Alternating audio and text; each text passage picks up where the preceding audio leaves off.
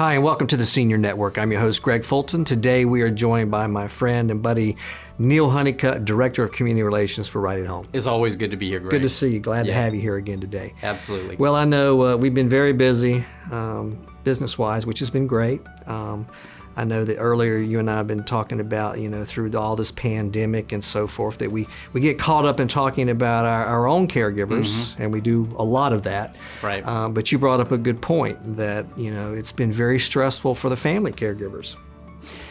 Absolutely. Family caregivers are probably some of the most unsung heroes in this entire industry that we work in. And when I say family caregivers, it can be anybody. It can be the son, the daughter, the niece, neighbor. Yeah. Anyone that person considers a family member. They are the people. The research is actually showing that during the pandemic, there's about a 35% increase in the care load for these family members, whoever you identify. And anything from, helping with their physical care needs to appointments to buying groceries, doing all these things that they have to do because people can't get out as much. Right.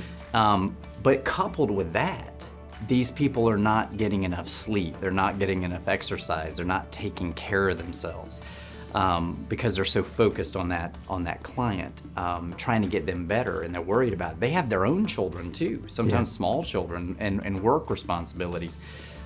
Which leads to a lot of, bad habits.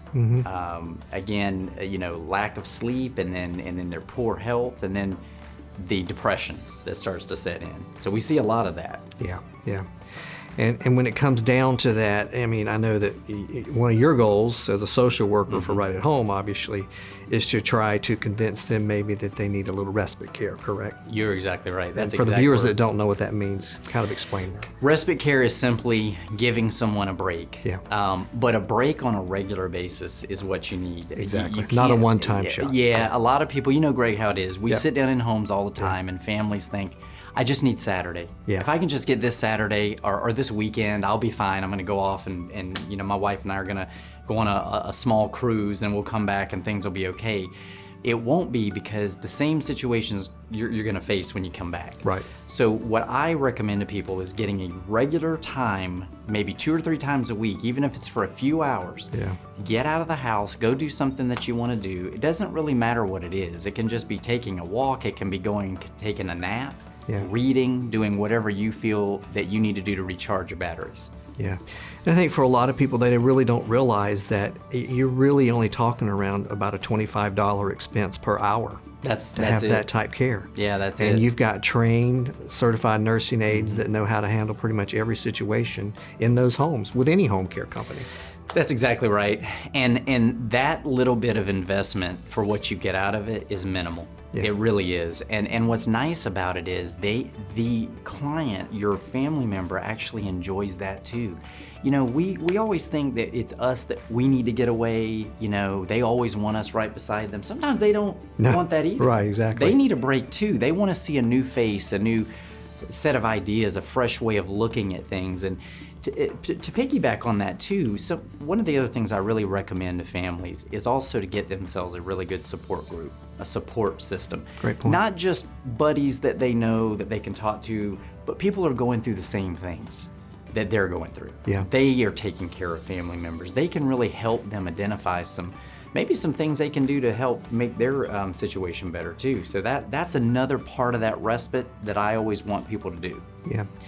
And I'm sitting here thinking as you're talking, we talk a lot about it, but I think people need to know that, and kind of give us some points, if you will, the amount of training and onboarding and all the stuff that Right at Home does for their caregivers.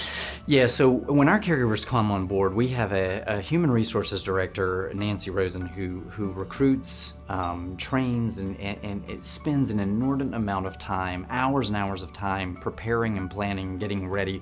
So the training that they receive is anything from understanding how to, with universal precautions, with COVID-19, understanding how to go in and keep people safe and keep themselves safe. Right. That in and of itself takes quite a bit of time. And back, what I would call in the back of the office that no one sees, everybody's trying to manage this on a day-to-day basis. But onboarding people with understanding, how to take care of people with dementia, how to take care of people who specialties, have Parkinson's disease. Right. And a lot of these medical conditions that people hear about it, but they don't really know maybe what it is, like COPD and congestive heart failure, diabetes. Our caregivers are exposed to just about every disease or every condition that you can imagine. And they get training in how to understand and identify these things, because what happens is if our caregivers identify this and know that there's a problem or a changing condition, the first thing they do, they can call us and we can have one of our nurses go out, impact that situation right away, and get them to where they need to go. So there's several hours of this training. There's ongoing training that Nancy does too. Throughout the year, mandatory training. Right. And I think the caregivers are better for it. I think a lot of these caregivers, they come with some training, and we build off of that. But Nancy puts a lot of effort into that. Also, I have to mention this too. Our nurses come in and do a lot of these hands-on training in the home and in the office. In the home and in the office. And one example I give to families when I sit down with them, that example I just gave you of what Nancy does in the office in orientation and prior to that, and the nurses also.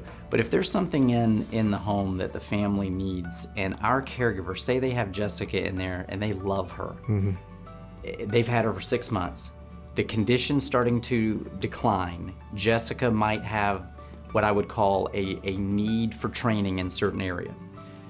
We don't need to change the caregiver. We can have a nurse come on site and help train that caregiver in whatever aspect they need so they can keep that caregiver.